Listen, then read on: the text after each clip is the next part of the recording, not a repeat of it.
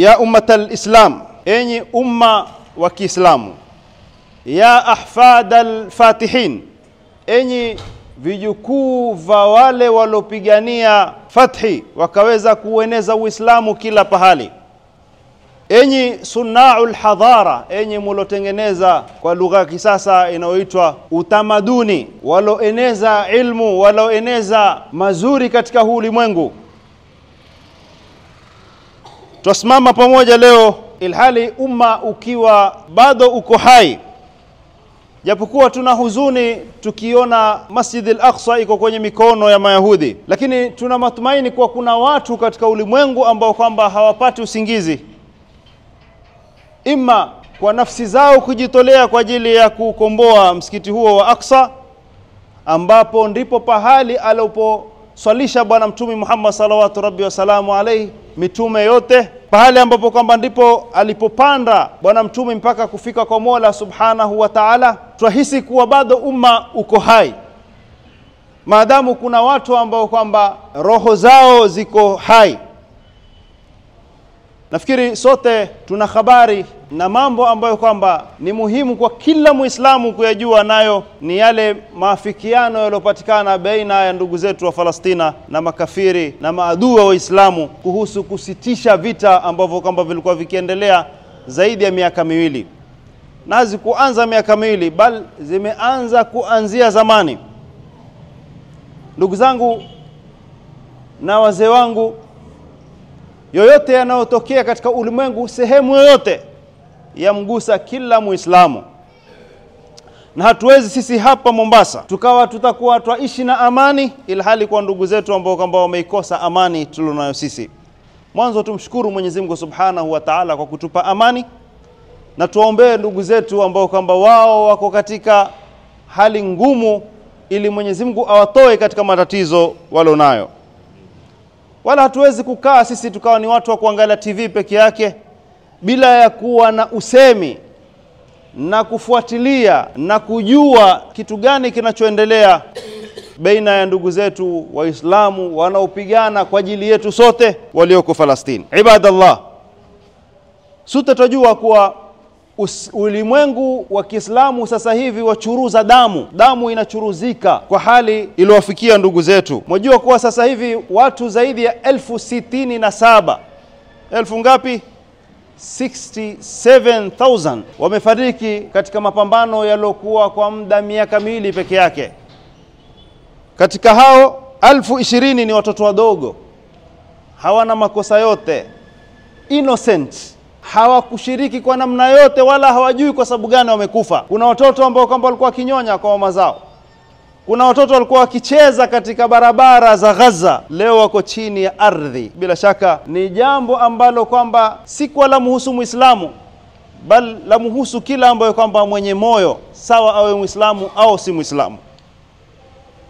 Ndugu zangu, ni nyumba ngapi zilovunjwa? Ni watu wangapi walokufa na njaa? Wewe leo wala chakula mpaka mwisho siku ya Ijumaa, leo wala pilau na chengine wanakimwaga kwenye taka. Huu ndio ukweli.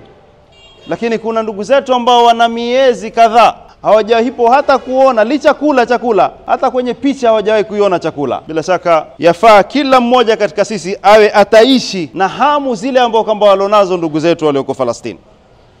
Leo ni wangapi ambao kwamba walokuwa na watoto wao wamewakosa watoto wao? Ni wangapi walokuwa na wazazi wao sasa hivi wamekuwa mayatima? Ni wangapi walokuwa na ume zao sasa hivi wamekuwa wajane? Bila shaka ni jambo ambalo la sisimua kwa kila moyo ulokuwa hai. Ikiwa umekufa tukulaumu, wewe utakuwa watembea ardhini lakini huna roho. Lakini kwa yoyote ambaye kwamba ana roho, yale yanowapata ndugu zetu walioko Palestina, basi anayahisi mambo yale kila Muislamu. Suala ambalo kwamba yafaa tujiulize, vipi wawe hawa watakaa au hawa watakubaliana na Mayahudi? Na Mayahudi tumeambiwa kuwa ni watu wabaya. Inna ashadda an-nasi adawatan lilladhina amanu al-yahud. Hakuna mtu mbaya alikuwa mbaya zaidi kwa Muislamu kama Myahudi. Sasa kwa nini hawa watakuwa wameandikiana mkataba wa amani? tumwangalie enyi umma wa bwana mtume Muhammad salawatu rabbi wa salamu alayhi. Tuangalie mmoja katika nibarasun fi siyasa ash-shar'iyya, taa katika siasa za Kiislamu. Vipi waislamu waliishi? Na je, kulitokea makubaliano baina ya waislamu na wasoko waislamu? Hakuna tukio muhimu kama tukio la sulhu Hudaybiyah. Ya ummatal islam, ya ummata Muhammadin sallallahu alayhi wa ala alihi wa sallam, lana fi rasulillahi uswatun hasana. Hakuna mtu ambaye kwamba sisi ni kilelezo chema kwetu sisi kama bwana mtume Muhammad salawatu rabbi wa salamu alayhi. Tukiangalia katika historia yake na alivyoishi na watu, basi tutapata kitu kinachoitwa sulhu Hudaybiyah. Wama adraka ma sulhu Hudaybiyah. Sulhu Hudaybiyah ni kitu gani hicho? Sulhu Hudaybiyah, kwa wale ambao kwamba wanadhania labda hakuna uwezekano wa Waislamu kuwa na mikataba na wasoko Waislamu, la, bwana mtume alikuwa na mkataba na Makureishi wa Maka, watu ambao kwamba walikuwa wakiabudu masanamu. نجد موقفا شبيها يملأ العقول حكمة وقلوبا يقينا. Majanga au matukio kama haya ya sulhu Hudaybiyah yatupatia sisi mwangaza katika nyoyo zetu na utulivu katika vifua vyetu. Ala laqad kana sulhan dhahiruhu al-ijhaf wal-hazima lilmuslimin. Kuna watu wasema hakuna, watu walioua watu mpaka idadi hiyo 67000, leo tufanya na wao suluhu ya nini? Afadhali vita viendelee tu, lakini hakuna suluhu kwa watu ambao kwamba wanautua. Lakini si hivyo. Mtume salawatu rabbi wa salamu alayhi, mbali kuwa alikuwa amedhulumiwa na makafiri, lakini mwisho alikubali kutia mkataba na wasoko Waislamu. Nini ambacho kwamba alikuwa akitafuta? Kuna maslahi makubwa ambao mimi na wewe labda hatuyaoni, lakini bwana mtume aliyaona. Sayyidina Umar bin Khattab alikataa kabisa mkataba baina ya Waislamu na wasoko Waislamu. Sayyidina Ali bin Abi Talib hakuridhishwa kuwa na mkataba baina ya bwana mtume na wasoko Waislamu, lakini bwana mtume alikubali. Na Mwenyezi Mungu Subhanahu wa Ta'ala alikubali, akaiteremsha aya au akaiteremsha sura ambayo kwamba inaoitwa suratul al-Fath, ufunguzi, kufitahi, kushinda kwa sababu ya mkataba ambao kwamba kwa dhahir tuona ni dhulma, kwa dhahir tuona ni kushindwa, lakini kwa mwenye akili aliona kwa hapa ndipo mwanzo wa kuweza kupatikana fathi, ni mwanzo kwa kupatikana ushindi. Haya yatosha kutupatia sisi sura na taswira. Kwa yule ambaye kwamba anaona pengine mkataba na wasoko Waislamu ni kitu kibaya, mtume aliona kwa ni kitu kizuri na alitukua advantage na ni nafasi, na Mwenyezi Mungu akaiita kuwa ni fathan, inna fatahna laka fathan mubina. Hakuita tu ni fathi, ni ushindi, bali ushindi uliokuwa wazi, lakini kwa yule ambaye kwamba mwenye kutambua. Ilikuwa nini natija ya mkataba bwana mtume na makafiri? Natija yake, outcome, kulipatikana nini baada ya hapo? Kwanza kabisa katika sulhu ya Hudaybiyah, i'tirafu Quraysh biquwwati almuslimina wa kiyanihim.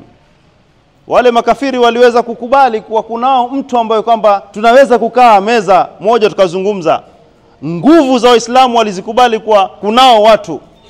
Mwajua kuwa Yahudi alikuwa haamini kama kuna mtu yoyote duniani mwenye nguvu zaidi yake, na alikuwa aamini kuwa hakuna mtu yoyote aweza kumkataza kufanya jambo lolote.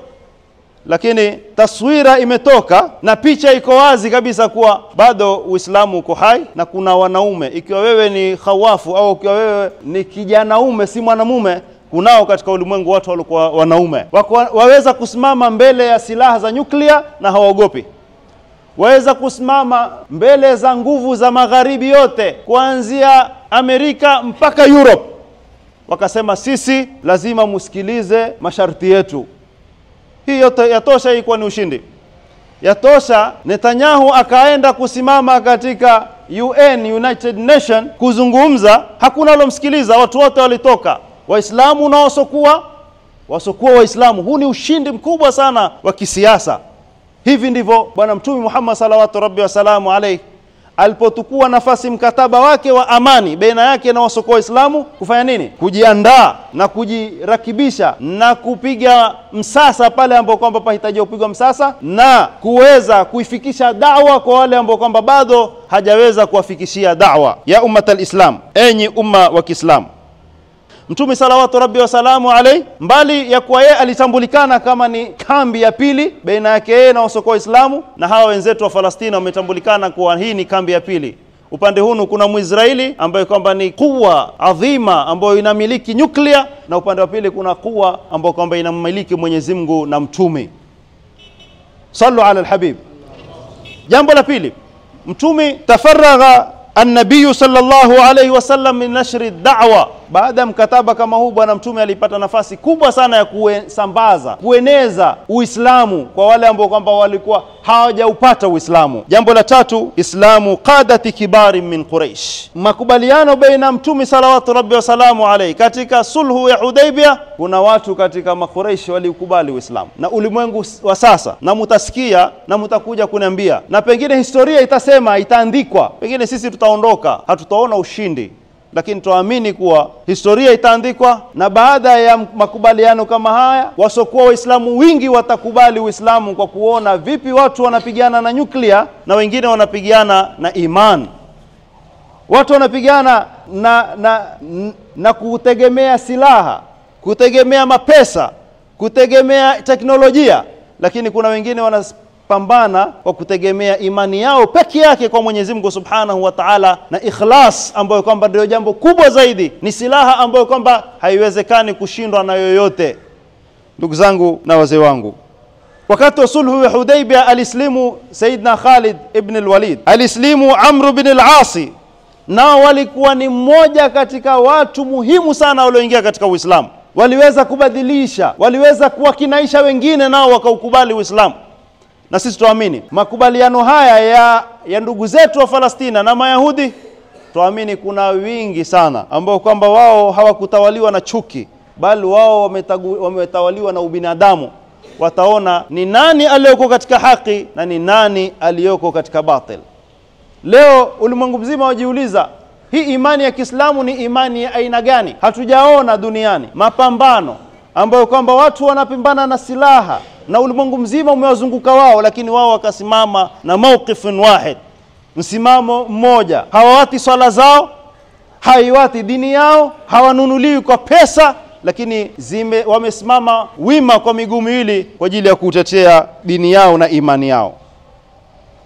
Baada ya sulhu ya Hudaybiyah ilikuwa ndio tamhidu tariqi li fathi Makkah, ndio ilikuwa ni maandalizi ya kufanya fathi ya Makkah, ilipatikana baada ya sulhu ya nini? Ya Hudaybiyah. Angalia Mtume salawatu rabbi wa salamu alayhi aliona mbali kiasi gani. Alijua hawa wamenitoa mimi, nimekuja hapa sikuja kutukua huu mji, mimi nilikuja hapa kwa nia la umra, nataka kufanya umra, niingie ndani ya mji wa Makkah nifanye umra na watu wangu, tutoke turudi zetu wapi? Madina. Basi hiyo ndio ilikuwa tunaweza kusema kwa lugha sasa, hiyo ndio ilikuwa lengo, au hiyo ndio ilikuwa aim ya bwana Mtume Muhammad sallallahu rabbi wasallam alayhi. Lakini fathi au sulhu ya Hudaybiyah ilimmilikisha bwana Mtume mji wa Makkah, badala kwa yeye aingie na kutoka, bali ilimmilikisha akawa yeye ataingia na atautukua mji mzima na utakuwa chini ya Waislamu. Sababu nini? Mkataba baina yake na makafiri. Ndugu zangu na wazee wangu, fahal nara fi ittifaq al-yawm dhilalan litilka al-hikma an-nabawiyya? Je, hatuoni kuwa haya yaliyotokea, sisi hatujui ghaib, wala la nuzaki ala Allahi ahadan, hatusemi kuwa hawa ndio ni wahi, la si wahi, ni ijtihadi wamezifanya, lakini tuamini tukivuta ile historia na tukisoma masomo tuliyopata katika sira ya bwana Mtume Muhammad sallallahu rabbi wa salamu alayhi, ala inna nasrallahi qarib. Matumaini yetu makubwa sana kuwa nasri ya Mwenyezi Mungu haiko tena mbali. Mutasikia na tutaweza kuswali katika Masjid al-Aqsa fi qaribin ajil. Karibu tutasafiri kutoka Mombasa, tutakwenda zetu tukaswali katika msikiti wa tatu katika misikiti mitakatifu. Ula al-qiblatain, kibla cha kwanza cha Waislamu haiko mbali. Nawaambia haya na nina hakika kuwa haiko mbali. Ikiwa mimi sitoswali katika Masjid al-Aqsa, lakini watoto wangu wataswali katika Masjid al-Aqsa. Ndugu zangu na wazee wangu, je, hatuoni kuwa hakuna zaidi ya jihad? tupata masomo makubwa sana katika maisha yetu, kwa hakuna kitu muhimu kwa Muislamu kama mapambano, na hakuna lugha nyingine anaoielewa adui wetu sote naye ni Yahudi kama mapambano. Ile hukumu ambayo kwamba Mwenyezi Mungu Subhanahu wa Ta'ala ametuamrisha kupambana, ambapo kwamba hakuna kurudi nyuma wala hakuna kukubali kubwaga silaha chini. Mwisho adui atabwaga yeye silaha na akubali yale ambayo kwamba tunaoyataka. Leo tutasikia madawa na chakula kitaingia Gaza.